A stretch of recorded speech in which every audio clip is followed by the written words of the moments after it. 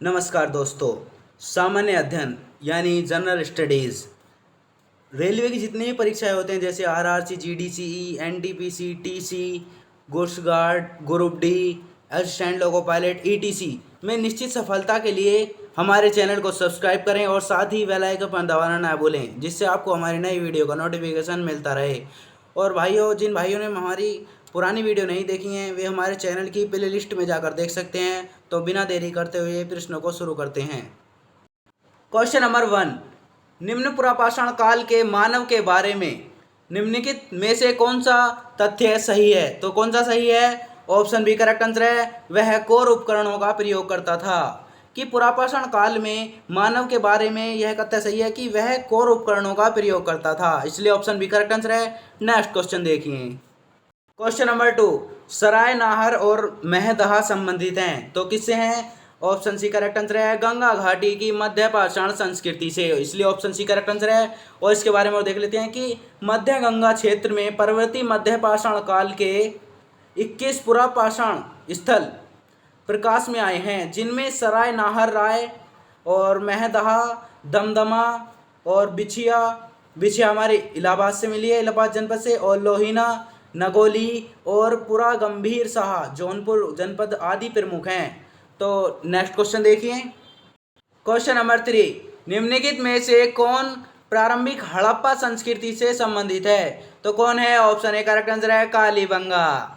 और कालीबंगा पुरास्थल राजस्थान के गंगानगर जिले में स्थित है और इस पुरापाषाण स्थल की खोज का श्रेय अमलानंद घोष को है।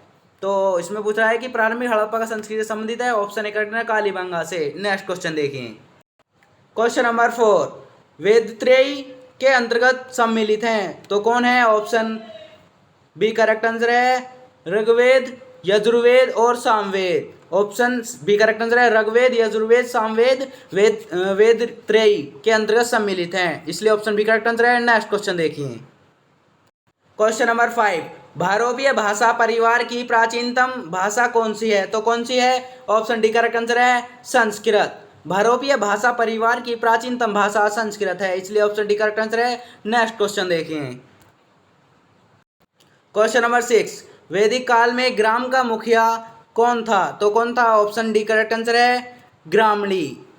वैदिक काल में ग्राम का मुखिया ग्रामणी था, तो इसलिए ऑप्शन डी करेक्ट आंसर है। नेक्स्ट क्वेश्चन देखिए।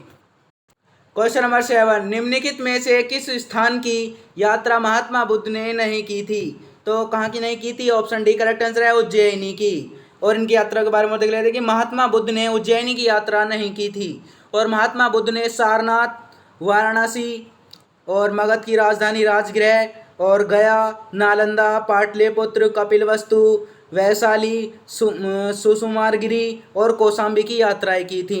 तो उसमें वैशाली की भी की थी यात्रा इन्होंने महात्मा बुद्ध जी ने, और कपिलवस्तु की भी, और कपिलवस्तु में इनका जन्म हुआ था, नेपाल कपिलवस्तु में।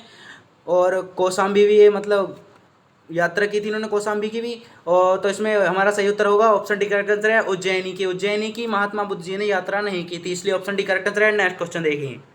क्वेश्चन नंबर 8, निम्नलिखित में से कौन शैव संप्रदाय है?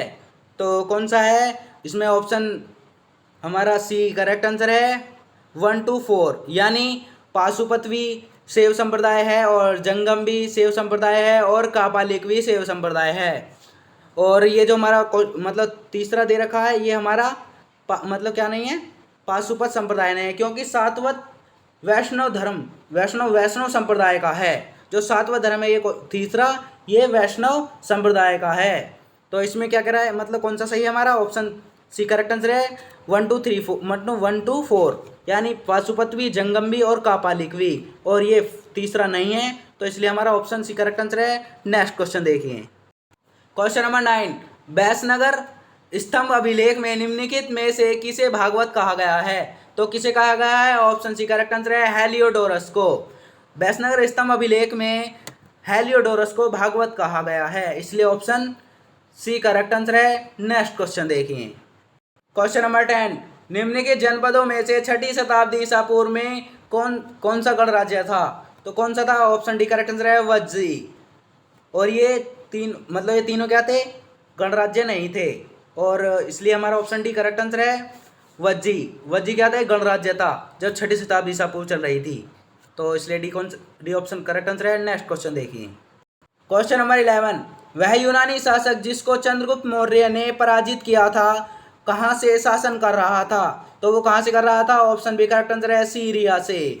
मतलब वह यूनानी शासक जिसको चंद्रगुप्त मौर्य ने पराजित किया था वह सीरिया से शासन कर रहा था। और इनके बारे में देख लें कि नंदों के विशाल राज्य को जीतकर चंद्रगुप्त मौर्य पंजाब से मगध तक के विस्तृत प्रदेश का सम्राट बन गया। और बाद में जब उसकी शक्ति चरम सीमा तक पहुंच चुकी थी तो 305 ईसा पूर्व में सीरिया के सम्राट सेल्यूकस ने सिकंदर के आदर्शों का अनुकरण करते हुए भारत पर आक्रमण करने की मूर्खता की शायद, और उसे इस बात का पता नहीं था कि अब नया भारत का एक शक्तिशाली सम्राट के तत्वाधान में राजनीतिक एकता प्राप्त कर चुका था और उसे संधि का प्रस्ताव करना पड़ा और अपने राज्य समस्त पूर्व प्रदेश जिसमें अर्कोसिया, एरिया, परोसिदी और जेड्रोसिया और शामिल थे और चंद्रगुप्त को समर्पित करने पड़े।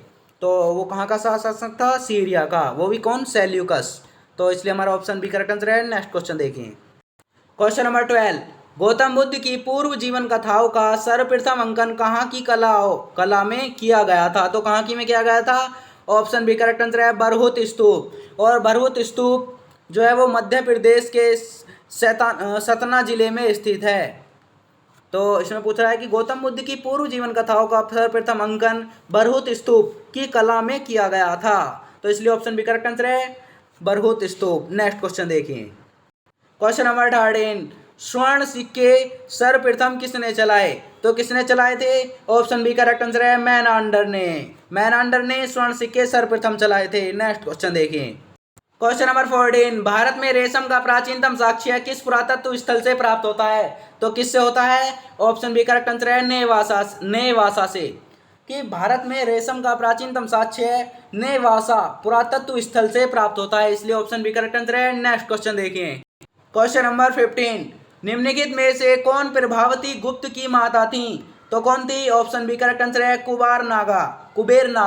कुबेर नागा प्रभावती गुप्त की माता थी। और इनके बारे में जानकारी कर लेते हैं कि चंद्रगुप्त द्वितीय ने नाग राजकुमारी कुबेर नागा के साथ अपना विवाह किया और उसी से एक कन्या प्रभावती गुप्त उत्पन्न हुई।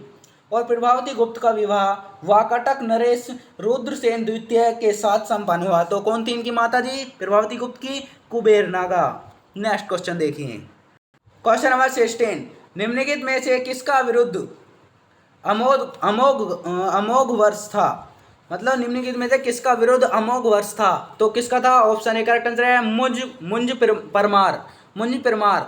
ऑप्शन ए करेक्ट आंसर है कि अमोघ वर्ष जो विरुद्ध था वो मुंज परमार का विरुद्ध था। नेक्स्ट क्वेश्चन देखिए। क्वेश्चन नंबर 17, हैंसोंग के अनुसार नालंदा विश्वविद्यालय में कितने विद्यार्थी शिक्षा प्राप्त करते थे? तो कितने करते थे? ऑप्शन बी करेक्ट आंसर है, 10,000। लगभग 10,000 व्यक्ति मतलब विद्यार्थी अध्ययन करते थे। और इसके बारे में जानकारी लेते कि हर्ष के समय नालंदा का विश्वविद्यालय अपनी उन्नति की चरम सीमा पर था और चीनी यात्री हैंसोंग इस विद्यालय का विस्तृत विवरण प्रदान करता है। और हैंसोंग के विवरण से प्राप्त होता है कि हर्षवर्धन ने नालंदा महाविहार का खर्च चलाने के लिए 100 ग्रामों की आमदनी को दान में दिया था। और यहाँ लगभग 10,000 विद्यार्थी शिक्षा ग्रहण करते थे। कितने? 10,000 व्यक्ति। इसलिए ऑप्शन बी करेक्ट आंसर है। नेक्स्ट क्वेश्चन देखिए। क्वेश्चन नंबर 18, निम्नलिखित में से किसने अपने समय के एक अच्छे शिक्षा केंद्र सोमपुर महाविहार की स्थापना की थी? तो किसने की थी? ऑप्शन ए करेक्ट आंसर है, धर्मपाल ने। और धर्मपाल पाल वंश का शासक धर्मपाल 770 ईस्वी से, मतलब जो इसका शासन रहा था वो 770 ईस्वी से 810 ईस्वी तक शासन किया था। किसने? धर्मपाल ने। और धर्मपाल धर्मपाल के समय में अपने एक अच्छे शिक्षा केंद्र सोमवार महाविहार की स्थापना की थी धर्मपाल ने। तो इसलिए ऑप्शन ए करेक्ट आंसर है। नेक्स्ट क्वेश्चन देखिए। क्वेश्चन नंबर 19, कर्पूर मंजरी के लेखक राजशेखर किसके गुरु थे? कर्पूर मंजरी के लेखक राजशेखर किसके गुरु थे? तो किसके थे? ऑप्शन ए करेक्ट आंसर है, महेंद्र पाल प्रथम। जो मतलब कर्पूर मंजरी के लेखक थे राजशेखर, वो महेंद्रपाल प्रथम के गुरु थे। और प्रतिहार वंश का शासक महेंद्रपाल प्रथम ने न केवल एक विजेता एवं साम्राज्य निर्माता तथा अपितु कुशल प्रशासक एवं विद्या और साहित्य का महान संरक्षक भी था। तो नेक्स्ट क्वेश्चन देखिए,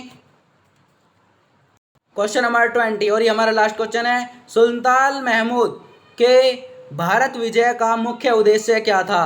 तो क्या था? ऑप्शन सी करेक्ट आंसर है धर्म संग्रह। जो सुल्तान महमूद के भारत विजय का मुख्य उद्देश्य धर्म संग्रह था। और सुबुगुद्दीन की मृत्यु के पश्चात उसका पुत्र महमूद गजनवी 998 ईस्वी में गजनी का राजा बना और राज्यारोहण के समय उसकी अवस्था 27 वर्ष की थी और वह अत्यंत महत्वाकांक्षी युवक था।